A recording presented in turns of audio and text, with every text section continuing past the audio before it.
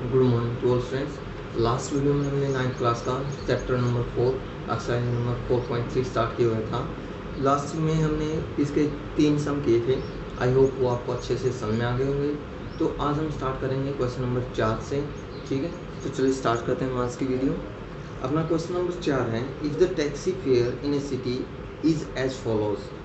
For the first kilometer, the fare is ₹8, and for the sequence distance, it is ₹5 per kilometer। भाई किसी कोई शहर है, उसके अंदर जो टैक्सी है यानी कि जो अपनी कार जीप होती है वो है, वो 1 किलोमीटर का तो किराया लेती है 8 रुपये, यानी 1 किलोमीटर चलना है तो सिर्फ 8 रुपये लगेंगे। पर यदि जैसे जो दूरी है अपनी वो बढ़ती है, वो 5 रुपये पर किलोमीटर के हिसाब से लेते हैं। भाई 1 किलोमीटर चलने के कितने लेंगे? 5 रुपये लेंगे। Taking the distance covered as x kilometer and the total fare as ₹y, write the linear equations in the information and draw its graph। कि आपने के लिए डिस्टेंस तो लेनी है x और जो के फेयर है यानी कि किराया है वो लेना है y। तो अपन के बताना है, एक ग्राफ प्लॉट करना है। ठीक है, देखो the covered distance, covered distance यानी कि क्या दूरी, वो ले ली x किलोमीटर। ठीक है, फेयर यानी कि किराया, फेयर पर किलोमीटर, चलो किराया लगा लो, वो है अपना y रुपीज। ठीक है, अब अकॉर्डिंग टू क्वेश्चन यानी कि प्रश्नानुसार। अब प्रश्नानुसार क्या है कि देखो जो अपना किराया है वो कैसे आएगा कि 8 तो है 1 किलोमीटर का। ठीक है, यानी कि 8 रुपये तो वो लग गया, प्लस पर किलोमीटर के हिसाब तक ये चला है 5 रुपये हो जाए। अब देखो x किलोमीटर था, x मतलब 1 किलोमीटर का तो आ गया अपना, यानी कि x किलोमीटर चले हाँ उसमें तय मान लो आप 5 किलोमीटर चले हाँ, 5 किलोमीटर मतलब 1 किलोमीटर का तो अपना कितना आ गया? 8 रुपये आ गया। बाकी के कितने बच गए? 5 माइनस 1 यानी कि 4 किलोमीटर का कितना होगा? 5 रुपये का हिसाब है। ठीक है, तो ऐसे ही आप x किलोमीटर चले हैं टोटल, x मतलब 8 रुपये 1 किलोमीटर का आ गया, यानी कि जो टोटल डिस्टेंस थी उसमें से 1 माइनस कर दिया। अब कितने रुपये हो जाए? 5 रुपये हो जाए। ठीक है, तो y इक्वल टू कितना आ गया? 8 प्लस में 5x माइनस 5, y बराबर है 5x प्लस का 3 हो गया। ठीक है, अब अपना ग्राफ बनाना है, x और y की वैल्यू के लिए टेबल बनाएंगे। ठीक है, 3 वैल्यू मिली काफ़ी रहेगी ग्राफ की। ठीक है, तो आपने देखो यदि मान लो मैं यहाँ पे x की वैल्यू 1 रखूँगी तो 5 एकम 5, 5 और 3 8 हो गया। ठीक है, x की वैल्यू 2 रखी मैंने। ठीक है, 5 दूनी 10, 10 और 3 13, जब 2 रखी तो ये 13 आएगी। ठीक है, 3 रखी 15, या फिर चलो 3 रख लो, 15, 15 और 3 18, ये आ गई। ठीक है, अब देखो अपन ग्राफ बनाना, ये अपना ओरिजिन है, ये x एक्सिस है, ये x डैश है, ये y है और ये अपना y, ये y डैश है और ऊपर अपना y। ठीक है, अब देखिए अपना जो y है वो मैक्सिमम कितना 18 तक पहुंच गया है ना। तो आप एक ना 2-2 के सीक्वेंस ले लें, 2 4 6 8 10 तक काफ़ी, इसमें तो इसमें भी -2 -4 -2 -4 2 4 6 8 10 12 14 16 18 20, ये हो गया। अब देखो जब x की वैल्यू 1 है तो y की कितनी है? 8 है। अब x की वैल्यू 1 तो यहाँ पर आ गई और y की 8 है, ये आ गई 1 8। x की 2 है तो y की 13 है, x की 2 आएगी और y की 13 यहाँ से आएगी, जो कि 2 13। अब x की 3 है तो y की 18, x की 3 तो यहाँ पर आ गई बीच में। ठीक है, और 18 यहाँ से आ गई। ठीक है, तो ये होगी 3 और 18। अब जब तीनों ने मिलावाएंगे तो एक सीधी लाइन आएगी। ठीक है, ये आ गई। तो ये अपनी लाइन क्या करती y इक्वल टू 5x जमा में 3 खातिर अपना सॉल्यूशन आ गया। ठीक है, तो ये था अपना क्वेश्चन नंबर 4, जिसका अंदर अपन ने एक ग्राफ के द्वारा दिखाना था भाई जो डिस्टेंस कवर की जितनी डिस्टेंस कवर कराएंगे तो किराया कितना लगेगा। देखो यदि 1 किलोमीटर चले तो 8 रुपये लगेंगे, 2 किलोमीटर चलेंगे तो 13 रुपये लगेंगे, 3 किलोमीटर चलेंगे तो 18 रुपये लगेंगे। तो ऐसे यहाँ पे कंटिन्यूस में आगे चला सका। हाँ ठीक है, जैसे जैसे x की वैल्यू बढ़ाओगे तो वैसे वैसे अपनी जो y की वैल्यू है वो भी बढ़ती जाओगी। ठीक है, तो ये था अपना क्वेश्चन नंबर 4। आई होप आपको अच्छे से समझ में आ गया होगा। ठीक है, अब बात करते हैं क्वेश्चन नंबर 5 की। क्वेश्चन नंबर 5 के अंदर क्या है, आपको 2 ग्राफ दिए हैं। ठीक है, एक ग्राफ मैं करवाऊंगा, एक तुम्हें ट्राई करना है। ठीक है, अब इस 2 ग्राफ में क्या है, वैल्यू दे दी। ठीक है, 4 इक्वेशन 4 ऑप्शन दे रखे हैं अपना तय। तो ये बताना कि वो जो ग्राफ है किस इक्वेशन का सेटिस्फाई करेगा।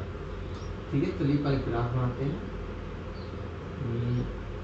ये अपना एक्स एक्सिस है, ये एक्स डैश है, ये वाई है और ये वाई डैश है, ये अपना ओरिजिन O।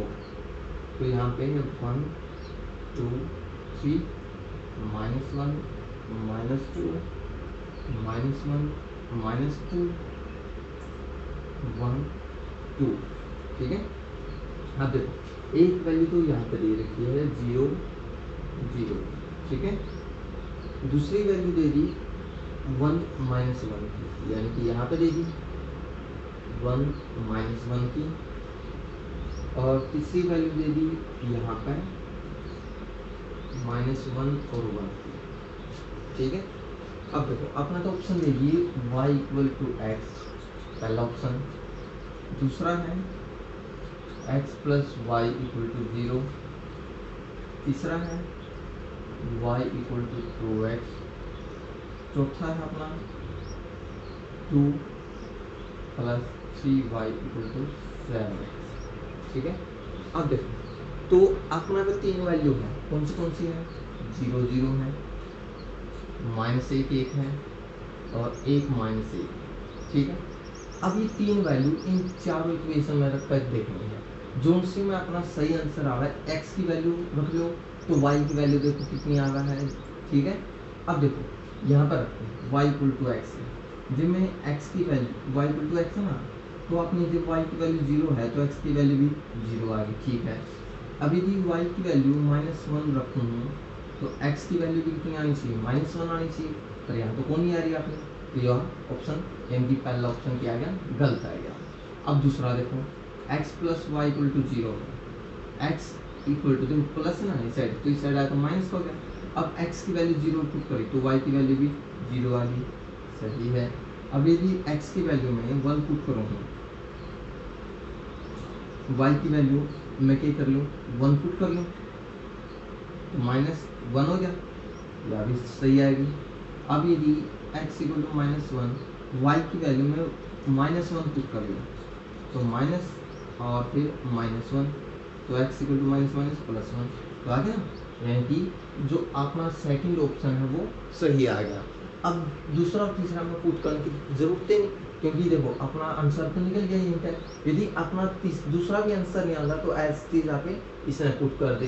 देखो इसकी तो 2 वाला मल्टीप्लाई है, 2 वाला तो टर्म कोई है ही नहीं अपना, इसमें 7 डिवाइड में जाओगा तो 7 वाला डिवाइड में है ही नहीं कोई अपना। ठीक है, तो यानी कि ये 2 ऑप्शन भी आपने क्या है, गलत है। तो ये अपना जो सेकंड ऑप्शन है वो रहेगा सही आंसर आपका। ठीक है, तो ये था आपका 5th का फर्स्ट पार्ट। 5th का सेकंड पार्ट है जो एज इज ट्राई करना है, बिल्कुल सेम पैटर्न है, कोई चेंज नहीं है। ठीक है, आप ट्राई कीजिए, नहीं होगा तो कमेंट सेक्शन में बताइएगा, नेक्स्ट वीडियो में इसको सोल्व करेंगे। ठीक है, अब बात करते हैं नेक्स्ट क्वेश्चन की। देखिए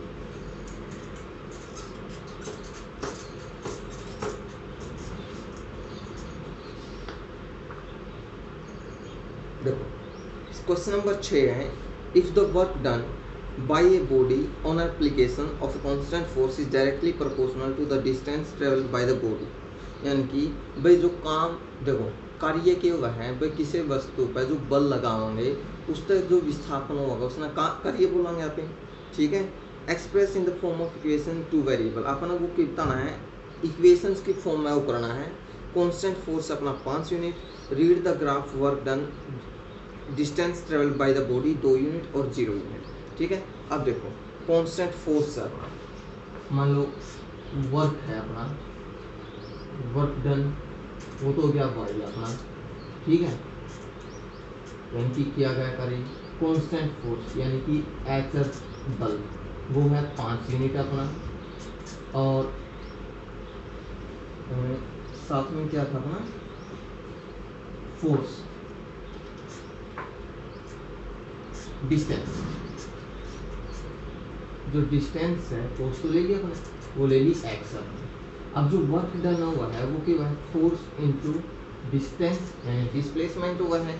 ठीक है, तो अपनी इक्वेशन ये बनेगी, यानी कि वर्क डन यानी कि किया गया कार्य क्या होगा भाई, कितना बल लगाया है और बल लगाने पर कोई वस्तु कितनी एक जगह से दूसरी जगह पे विस्थापित हुई है। मान लो देखो अपना यहाँ पे एक ऑब्जेक्ट था, अब मैंने इस पर 5 यूनिट बल लगा दिया, बल लगाया गया यह चीज़ देखो यहाँ पे थी ना, और यहाँ तक अटकन है, यहाँ पर आ गई, तो ये जितना डिस्टेंस तक कवर कराया है वो क्या है अपना एक्स है। तो अपना काम कितना होया भाई, कितना बल लगा था और कितने डिस्टेंस पर जाकर वो कवर हुई है। ठीक है, तो वो क्या है अपना फोर्स है, यानी कि वर्क डन है। अब देखो अपन कहता है ग्राफ बनाना है, जब अपना देखो ग्राफ खातर क्या करोगे, अपनी वही दो वैल्यू एक्स और वाई की टेबल बनाएंगे,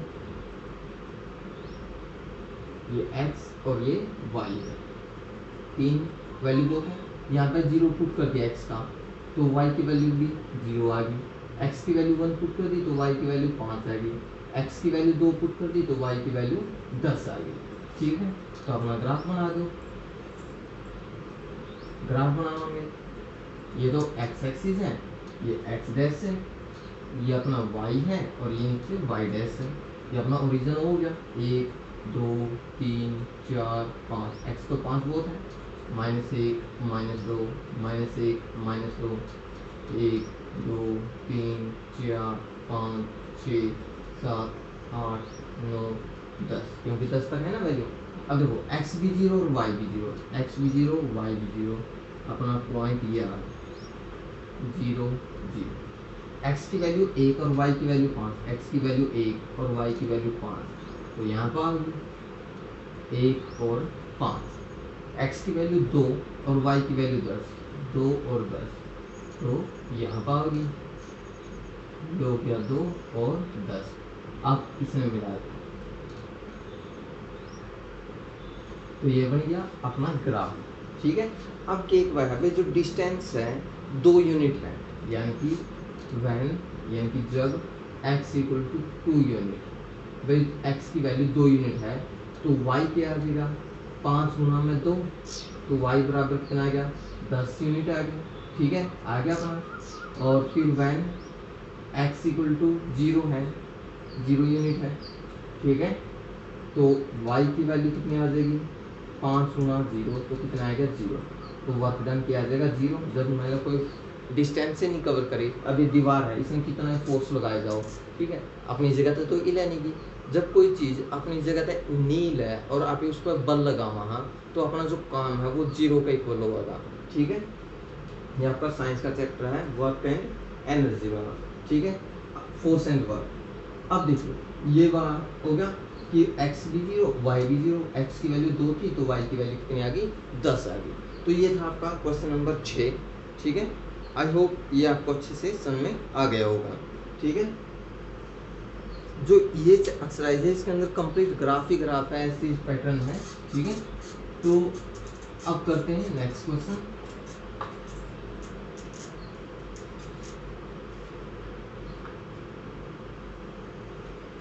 नेक्स्ट है भाई यामिनी और फातिमा 2 स्टूडेंट हैं जो कंट्रीब्यूट करे हैं 100 रुपये। ठीक है, prime minister relief fund earthquake victim यानी कि भूकंप पीड़ितों के लिए जो प्राइम मिनिस्टर रिलीफ फंड है उसके लिए 100 रुपये कंट्रीब्यूट करे हैं। तो लीनियर इक्वेशन बनाना है। ठीक है, मान लो यामिनीज कंट्रीब्यूशन लेट्स कर लिया, लेट यामिनीज कंट्रीब्यूशन, माना यामिनी का योगदान ₹x, ठीक है, ₹x का। लेट कर दिया फातिमा's कंट्रीब्यूशन, माना फातिमा का योगदान, वो ले लिया ₹y, ठीक है। अब अकॉर्डिंग टू क्वेश्चन, यानी कि प्रश्नानुसार, ठीक है। अब देखो, जो यामिनी और फातिमा दोनों मिलकर क्या रुपए दे रहे हैं, ₹100 दे रहे हैं, ठीक है। तो अब आपने क्या करना है, ग्राफ बनाना है। अब x की वैल्यू y प्लस है तो इस साइड आएगा माइनस, तो इसका ग्राफ आपने खुद ट्राई करना है, ठीक है। बिल्कुल ऐसी चीज है जैसे पीछे किया था, x की वैल्यू यहाँ पर रख दे, y की वैल्यू रख दे जाओ, ठीक है। y की मान लो आपने 50 रख दी तो x की भी 50 आएगी, y की 60 रख दी तो इसकी कितनी आ गई, 40 आएगी, तो y की 70 रख दी तो x की वैल्यू कितनी आ गई, 30 आएगी। तो ये टेबल तो मैंने बना दी, ग्राफ आप खुद ट्राई करोगे, ठीक है। यदि कोई प्रॉब्लम आवा है तो बता दियो, नेक्स्ट में वीडियो में उसने सोल्व करांगे आप, ठीक है। तो ये था आपका क्वेश्चन नंबर 7। अब बात करते हैं क्वेश्चन नंबर 8 की, ठीक है। 8 के अंदर भी कुछ क्वेश्चन है और एक ग्राफ बनाना है। ग्राफ आप ट्राई कीजिएगा, क्वेश्चन में करवा रहा हूँ, ठीक है।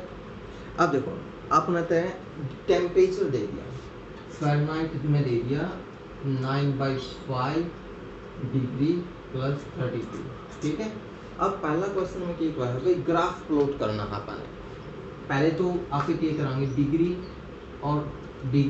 और फ़ारेनहाइट, ठीक है, इनका बीच में एक ग्राफ करना है। देखो डिग्री और फ़ारेनहाइट के हैं, यह है टेम्परेचर मापन की इकाई, यानी कि जो तापमान हुआ है यहाँ पे उसमें डिग्री सेल्सियस में भी मापा है और फ़ारेनहाइट में भी मापा है, इन दोनों के टेम्परेचर मापन की इकाई है। अब मान लो अपना जो डिग्री है वो C है, वो 0 रख लिया, ठीक है।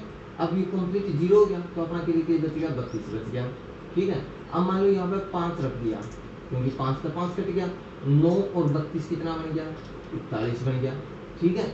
अब देखो मान लो 10 रख दिया, 9/5 गुणा में 10 जमा में 32, ठीक है। C की जगह 10 रख दिया, 5 दूनी 10, 9 दूनी 18 प्लस में 32 और 8 40, 40 और 10 50, ठीक है। मान लो 10 रखा था तो ये कितना आ गया, 50 आ गया। तो यह तो आगे टेबल किस खातर, अपनी ग्राफ खातर, तो आप इसका यूज करते हैं ग्राफ बनाओगे, ठीक है। वो आप ट्राई करना, नहीं होगा तो नेक्स्ट में करेंगे, ठीक है, नेक्स्ट टाइम कर देंगे सोल्व उसको। अब केक है भाई, टेम्परेचर यदि 30 डिग्री सेल्सियस है तो टेम्परेचर फ़ारेनहाइट में होता है, टेम्परेचर दे दिया अपना 30 डिग्री सेल्सियस, सेकंड पार्ट है इस क्वेश्चन का।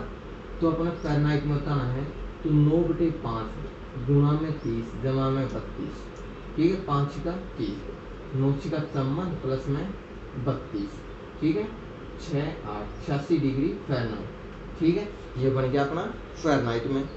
अब यदि टेम्परेचर दे रखा है, थर्ड पार्ट है अपना कि टेम्परेचर है अपना कितना, 95 डिग्री फ़ारेनहाइट, 95 डिग्री फ़ारेनहाइट, तो सेल्सियस का अंदर बताना अपन है, तो 95 दे दिया फ़ारेनहाइट को, ठीक है, 9/5 गुणा में C जमा में 32।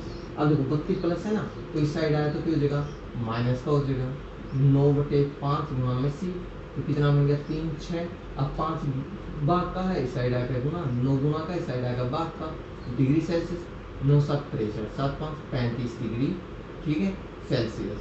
ये हो गया टेम्परेचर कितना, 35 डिग्री सेल्सियस, ठीक है। ये टेम्परेचर की वैल्यू आ गई अपनी, ठीक है। फिर ऐसी चीज़ है भाई, 0 डिग्री पे भी बताना है भाई।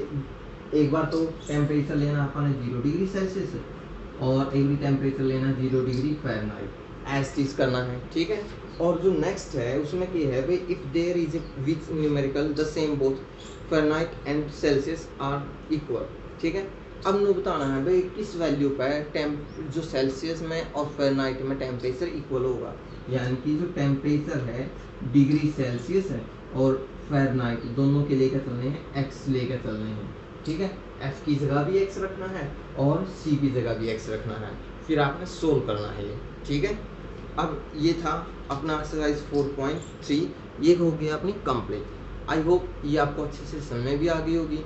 यदि वीडियो अच्छी लगी और जो अपना एक्सरसाइज अच्छे से समझ में आ गया तो प्लीज़ वीडियो को लाइक कीजिए, शेयर कीजिए और चैनल को सब्सक्राइब कीजिए। Thank you and have a nice day.